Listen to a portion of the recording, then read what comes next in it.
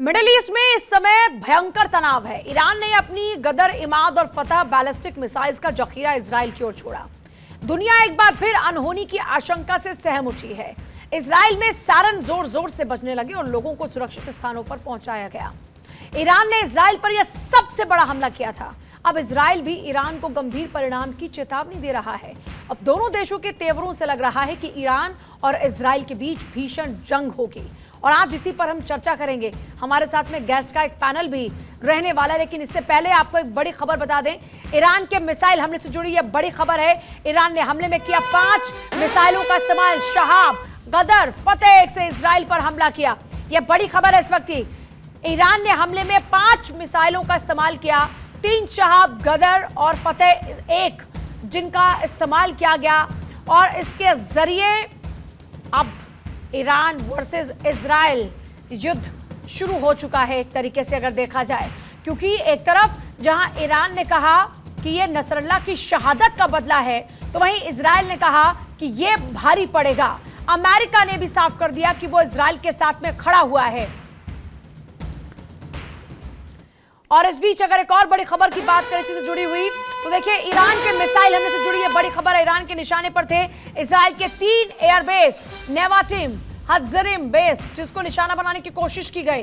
Tell नॉफ base की तरफ भी ईरान ने मिसाइल दागी, लेकिन इसमें कामयाबी नहीं मिल पाई क्योंकि काफी सारे मिसाइल्स को हवा में ही निष्क्रिय कर दिया गया। तो मिडल ईस्ट में जंग छिड़ी है। आइडिया फॉर अमेरिका की तैयारी है। जंग होगी इससे भारी। ईरान के निशाने पर इजराइल के 3 एयरबेस है। जो बड़ी खबर इस वक्त मिल रही है, नेवाटिन, हज़रिम बेस जिसको निशाना बनाने की साजिश थी। टेल नॉफ बेस की तरफ भी ईरान ने मिसाइल दागी थी। और मेरे साथ में इस वक्त एक खास पैनल है। Lieutenant general retired Sanjay Kulkarni है डिफेंस एक्सपर्ट के तौर पर, मेजर जनरल रिटायर्ड के सिन्हा डिफेंस एक्सपर्ट, और डॉक्टर मोहम्मद अमीन रहेंगे पूर्व राजनयिक। सभी का एक बार स्वागत है। संजय कुलकर्णी सर, आपके साथ शुरुआत करते हुए, अब जब ईरान कह रहा है कि हमने बदला लिया, इजराइल कह रहा है कि यह बदला भारी पड़ेगा, तो आगे ये जंग जब भीषण होगी तो इसका अंजाम किस हद तक झेलना पड़ सकता है? धन्यवाद। मैं कहूंगा ईरान ने जरूर अपने जो प्रॉक्सीज है उनकी हौसला अफजाई के लिए और जो लोग ईरान के अंदर हैं आवाम को दिखाने के लिए कि हम जो है इतने नपुंसक नहीं है और हम कार्रवाई कर सकते हैं, उस उद्देश्य से किया। क्योंकि इस बार भी, पिछली बार अप्रैल में जिस प्रकार से ईरान ने इजराइल के ऊपर हमला किया था और यूएसए को खबर दी, इस बार भी तकरीबन वैसे हुआ। 3 घंटे पहले ईरान हमला कर रहा है करके इजराइल को खबर थी। इजराइल ने मोबाइल्स के ऊपर सारे अपने आवाम को बता दिया था या सब के सब जैसे ही सायरन बजते हैं अपने अपने बंकर में चले जाएंगे। तो आप समझ सकती हैं। और ये जो कहा जाता है कि तकरीबन 180 जिसमें 110 बैलिस्टिक मिसाइल, 30 क्रूज मिसाइल, इनको सबको नाकाम करने में इजराइल और अमेरिका दोनों खड़े रह करके कामयाब हुए। अमेरिका के राष्ट्रपति, जैसे हम सब जानते हैं, कि उन्होंने पूरी तरफ से कहा है कि हम इजराइल के साथ खड़े हैं, खड़े हैं और खड़े हैं और खड़े रहेंगे। इसमें भी कोई शक नहीं। तो उन्होंने अपने नेवी को पूरी इजाजत दी कि उनको काउंटर करे मिसाइल्स को। उसके द्वारा हम देखते हैं जो जिस मकसद से ईरान ने मिसाइल डाली वो मकसद हल नहीं हुआ। जो नुकसान ईरान पहुंचाना चाहता था वो मकसद हल नहीं हुआ। और अब जब ईरान ने उसके तुरंत बाद घोषणा की कि अब हमारा मकसद जो है वो पूरा हो गया है, हम इसके बाद मिसाइल फायर नहीं करेंगे, तो फायदा क्या हुआ? एक तरीके से एक दिखावा के तौर पर हुआ या हौसला अफजाई के तौर पर हुआ या अपने आवाम को दिखाने के लिए कि हम इनके साथ खड़े हैं। हमास जो है वो वही का वही खड़ा है, उससे कुछ नहीं हुआ। अभी तक उन्होंने भी होस्टेजेस नहीं रिलीज किए और गाजा पट्टी सब जानते हैं किस तरह से तबाह हो गई। हिजबुल्लाह, जहां तक सवाल है, हिजबुल्लाह ने नॉर्दर्न इजराइल से जो पलायन किया लोगों का, वहां से तकरीबन 80,000 इजरायली जो अपना ही इलाका छोड़ के अपने ही घर में एक जगह पे रिफ्यूजी बन गए हैं, वहां उनको इजराइल का मकसद था वापस लाने का। उसके लिए सदर्न लेबनान में उसने ग्राउंड ऑफेंसिव शुरू किया है। और उससे पहले, वो ग्राउंड ऑफेंसिव से पहले सब जानते हैं कि किस तरीके से हिजबुल्लाह का जो पूरा लीडरशिप है उसको बर्बाद किया, चाहे पेजर्स के द्वारा किया, उन्होंने अपने वॉकी टॉकीज के द्वारा किया, डायरेक्ट एयर स्ट्राइक से किया।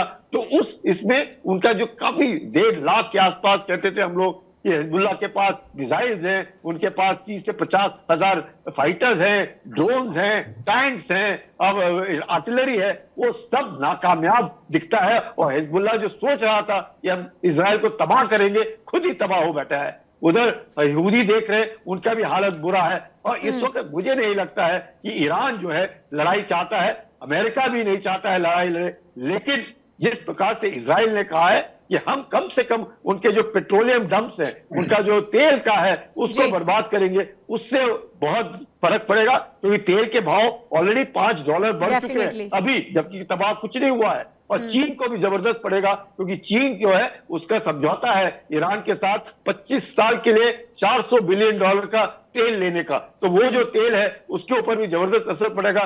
देखते हैं क्या होता है। उम्मीद करते हैं कि इजराइल इस तरह की हरकत ना करे और ईरान इसके बाद जो भी ईरान ने सोचा है वो नहीं करना है, जिससे ही शांति होगी।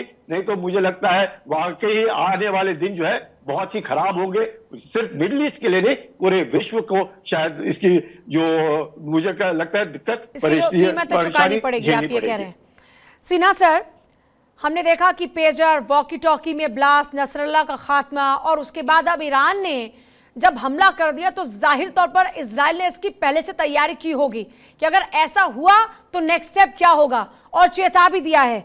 तो आपका अनुमान क्या कहता है, अब ये जंग और कितनी और किस हद तक भीषण हो सकती है? अब जो हमले होंगे वो कहां तक जा सकते हैं? जय हिंद पूजा। देखिए, जो आप देख रही हैं मिडिल ईस्ट में, वेस्ट एशिया के अंदर में, जो कि 7 अक्टूबर के बाद ये चीजें हुई थी, और इसकी प्लानिंग में इसको करने वाला कौन था? ईरान। और अपने जो भी प्रॉक्सीज हैं उनको यूज किया था। अभी इन प्रॉक्सीज का मोरलेस हमास तो खात्मा हो ही चुका है, तकरीबन 80% खत्म हो चुके हैं, मगर अभी जो हिजबुल्लाह था उसका भी मेरे अनुसार 60% आउट हो चुका है। तो ये जो ईरान की प्रॉक्सी है, ये direct confrontation between Iran and Israel है।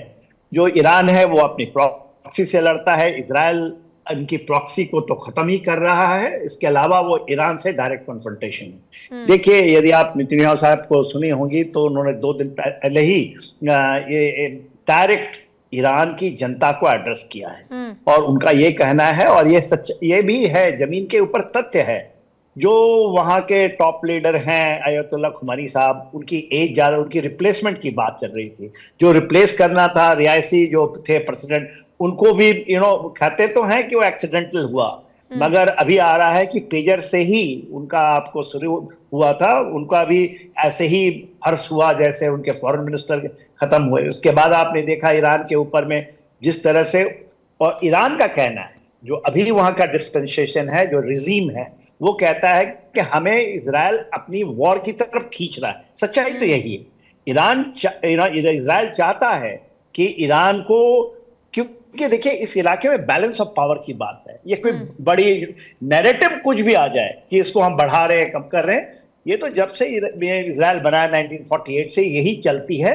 वो बैलेंस ऑफ पावर में आगे निकल जाता है, कुछ समय के लिए शांति होती है, फिर बढ़ता है। मगर इस बार जो कैपेसिटी एंड कैपेबिलिटी होती है किसी कंट्री की, उसको वो पूरा ध्वस्त कर रहा है। खास करके जो पर्शियन प्रॉक्सीज हैं, पर्शिया में आप देखेंगे, उसमें भी अरब वर्ल्ड में, पूरा वेस्ट एशिया में बहुत बड़ा डिवाइड है, पर्शियन डिवाइड है और अरब डिवाइड है। आपने मुझसे पूछा है कि मैं कैसे देखता हूं, मैं ये इस तरह से देखता हूं कि देखिए, जिस तरह से पूरे वर्ल्ड में अभी आपका ये चलिए उथल पुथल हो रखी है, और ये होना है इसलिए 21st सेंचुरी की एक दूसरी सदी जो होता है, उसके बाद 2025 का समय आ रहा है। फर्स्ट क्वार्टर के बाद जो दुनिया की परिस्थिति होगी, जो एक वर्ल्ड ऑर्डर है, उसकी जद्दोजहद है मल्टीपोलैरिटी में। तो ईरान को बाई प्रॉक्सी चाइना करता है, उधर से रशिया चाहता है कि उसको एफर्ट मिले कुछ ट्रांस अटलांटिक एरिया में। तो मोटे तौर पर स्ट्रैटेजिकली यदि आप देखना चाहती हैं तो ये गेम यहां चल रहा है। ईरान इसमें वही, जिस तरह से पाकिस्तान मारा गया, वो उन देशों का फ्रंट लाइन स्टेट है, जो आपके चाइना है, रशिया है, और ईरान अपना फ्रंट लाइन प्रॉक्सी खड़ा कर रखा है। तो इनके प्रॉक्सीज को खत्म तो हो ही रहे हैं, 80% हमास खत्म हो चुका है। हुती ठीक है, वो उस उस इलाके में, रेड सी के इंडियन ओशन रीजन में, जिसमें भारत का भी बहुत बड़ा कंसर्न है, वहां कर सकता है, पर्शियन गल्फ में कर सकता है, मगर ईरान बहुत ही ज्यादा वीक हो जाएगा और उसको इजराइल ड्रॉ कर रहा है, वही उनका एम है। और देखिए जो वेस्ट की जो पावर है ना, वो कहेंगे कि ह्यूमैनिटेरियन ग्राउंड, ये सब ये तो प्योर आतंकवाद है। भारत भी भले ही दिखावे के लिए तो हम कह सकते हैं, कल भारत का स्टैंड प्रधानमंत्री ने कहा है हम आतंकवादी के बरखिलाफ हैं, और भले ही हिजबुल्लाह को हम डायरेक्टली आतंकवादी नहीं कर रहे और हमास को नहीं कर रहे, मगर ये तो डिक्लेयर्ड टेररिस्ट ऑर्गेनाइजेशन हैं, तो उनका जाना, और इसमें बैलेंस ऑफ पावर कुछ 21st सेंचुरी के 2 क्वार्टर तक, मेरे ख्याल से 50-60 साल तक का इसका इफेक्ट रहेगा, और इतना ही रहता है। देखिए इंडियन पैसिफिक में, इंडिया में हम जब बात करते हैं, जो साउथ ईस्ट एशिया, यही जब बांग्लादेश बना था, अभी 50 साल हो गए, अब पावर की इक्वेशंस चेंज हो रही है वहां पर। तो ये जद्दोजहद है, ये पूरी विश्व का जद्दोजहद है, नैरेटिव भले ही कुछ कुछ बनता रहे, और इसको मैं ऐसी देखता हूं। मैं सर आपके पास वापस लौट रही हूँ। आमीन जी आपके पास आऊं, उससे पहले एक बड़ी खबर इस वक्त आ रही है। दिल्ली में इजरायली दूतावास की सुरक्षा बढ़ा दी गई है। ईरान के हमले के बाद इजरायली दूतावास की सुरक्षा बढ़ाई गई है। अब्दुल कलाम रोड को पूरी तरीके से बंद कर दिया गया, बैरिकेडिंग लगाई गई है और अब्दुल कलाम रोड को बंद किया गया है। गाड़ियों की चेकिंग की जा रही है, गाड़ियों की चेकिंग दिल्ली पुलिस कर रही है। अब्दुल कलाम रोड पर स्थित है इजरायली दूतावास, जिसकी सुरक्षा बढ़ा दी गई है। बैरिकेड लगाकर अब्दुल कलाम रोड को बंद किया गया है। यह बड़ी खबर है इस वक्त की। और देखिए इस वक्त एक और बड़ी खबर भी मिल रही है। मिसाइल हमले के बाद ईरान की एक नई धमकी। ईरानी संसद के स्पीकर की इजराइल को चेतावनी, किसी भी पागलपन का सामना करने को तैयार हैं। इजराइल का अगला जवाब अलग हटकर होगा। इजराइल का अगला जवाब अलग हटकर होगा। इजराइल ने हमला किया तो जवाब मिलेगा। यह बड़ी खबर है। और देखिए इस बीच खबर यह भी कि ईरान की राजधानी तेहरान और बैरूत में जश्न का माहौल देखने को मिल रहा है। तेहरान में बड़ी संख्या में लोग फिलिस्तीन चौक पर एकत्र हुए हैं और वहां पर इजराइल पर मिसाइल हमलों का जश्न मनाया गया। लोगों ने हिजबुल्लाह और फिलिस्तीन के झंडे भी लहराए हैं। और इस बीच ईरानी संसद के स्पीकर की इजराइल को चेतावनी दी है, किसी भी पागलपन का सामना करने को हम तैयार हैं। डॉक्टर अमीन हमारे साथ में लगातार बने हुए हैं। अमीन साहब, सवाल यह है कि जिस तरीके से सिचुएशन आगे बढ़ रही है उसमें एक बात तो तय है, वैश्विक स्तर पर सभी को इसका खामियाजा भुगतना पड़ेगा। और जब भारत ये कहता है कि हम शांति को हमारे लिए शांति मैटर करती है, हम शांतिवाद हैं और किसी भी युद्ध को बातचीत के जरिए सुलझाया जा सकता है, युद्ध के जरिए नहीं, तो अब आप नेक्स्ट क्या देख रहे हैं? अभी आपने एक ब्रेकिंग न्यूज दी कि ये इजराइल दूतावास की सुरक्षा बढ़ाती गई है।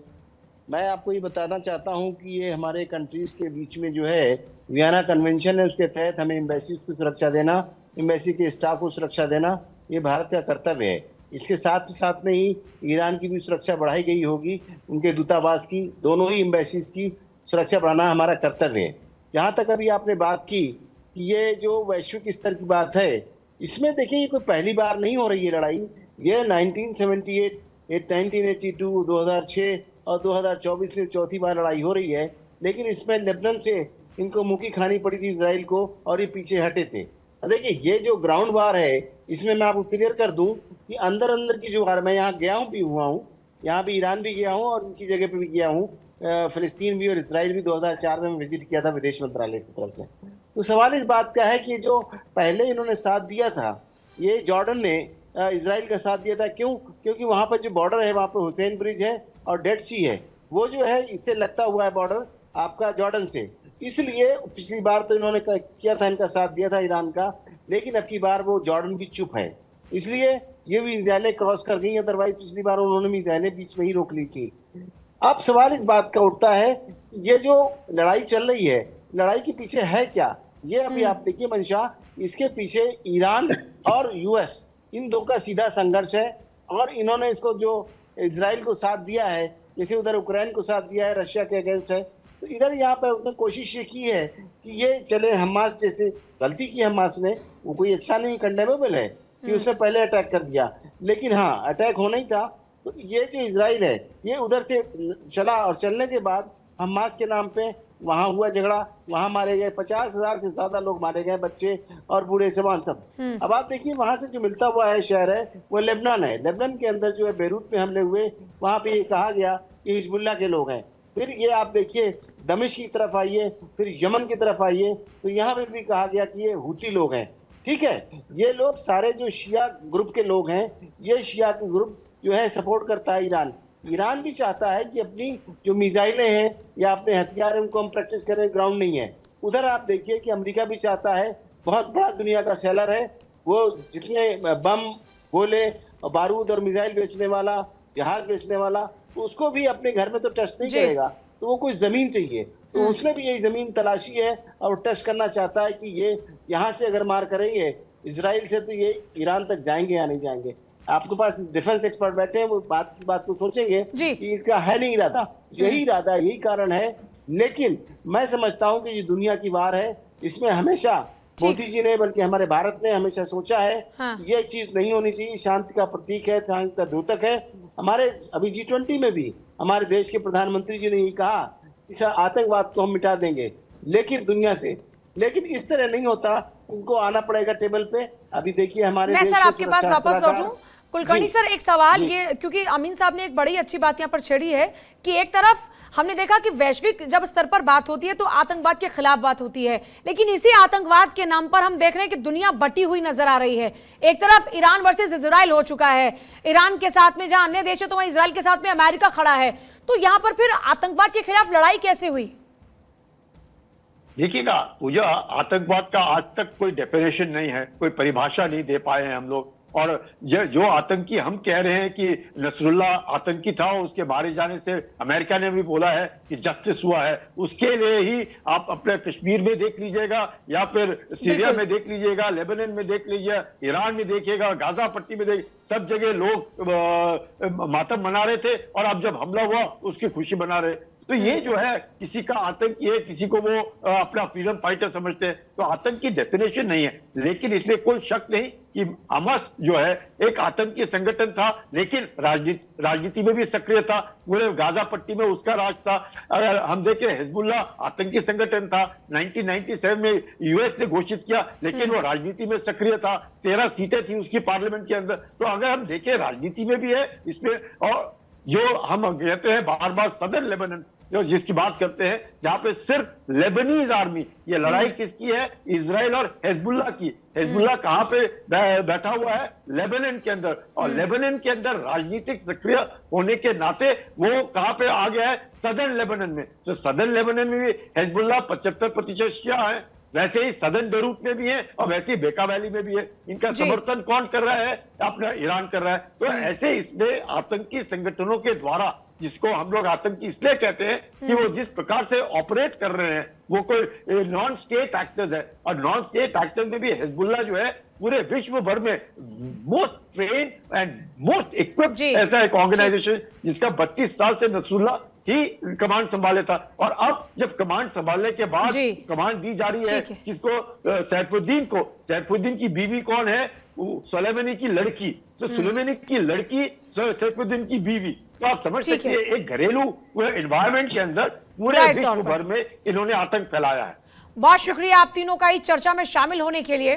कुल मिलाकर वैश्विक स्तर पर एक बड़ी चुनौती यह युद्ध बनते जा रहे हैं, जिसका खामियाजा पूरे विश्व को उठाना पड़ सकता है और पड़ भी रहा है।